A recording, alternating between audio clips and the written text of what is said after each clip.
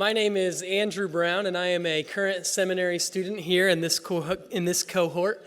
I'm also an associate pastor at Burr Oak Baptist Church. It's about 2 hours northeast of here. After seminary, I'm planning to go into full-time ministry. I'm just not exactly sure what capacity I'm going to do that. After that, you are going to hear from a young man named Jake McDonald that I have had the privilege of discipling over the last 9 months. And many of the things that I have taught Jake and been privileged to be able to communicate to him are things that I was taught here in seminary. And so I look forward to hearing him speak, and I'm sure you will as well. Hey, good evening. My name is Jake McDonald. I'm a friend and disciple of Andrew Brown's. He's a student here at Faith Baptist Seminary. I've been asked to speak a little bit about Andrew and how the Lord has used him to impact me.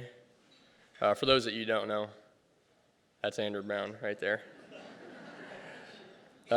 He's a pastor at Burr Oak Baptist Church in northern Indiana, or that's where me and him both come from.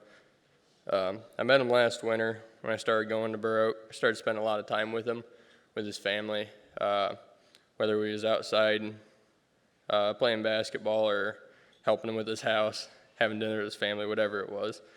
But during those times, it was just me asking him questions or him just teaching and preaching through good biblical sound principles, and or just talking about the gospel and gospel-centered living. All things that were growing and benefiting my walk with God. My understanding of God is now far above what it was, and my faith feels like it kind of stand on my own 2 feet instead of having to lean on other people so much. It feels a little firmer. The version of Christianity I saw Andrew living and teaching when I first came to Burr Oak was really different for me. It was different than what I'd seen before.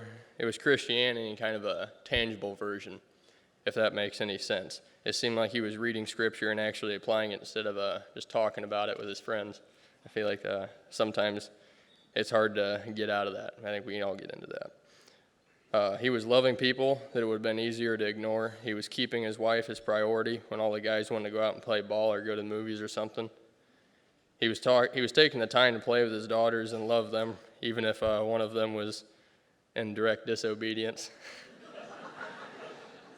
He was confronting things like gossip in the church, which is a really hard thing to do. And I think he's doing a good job of it, because I don't think anyone really wants to deal with that when you're put up against that kind of conflict, especially when it's maybe someone kind of high up in the church, like a deacon or something. That's hard.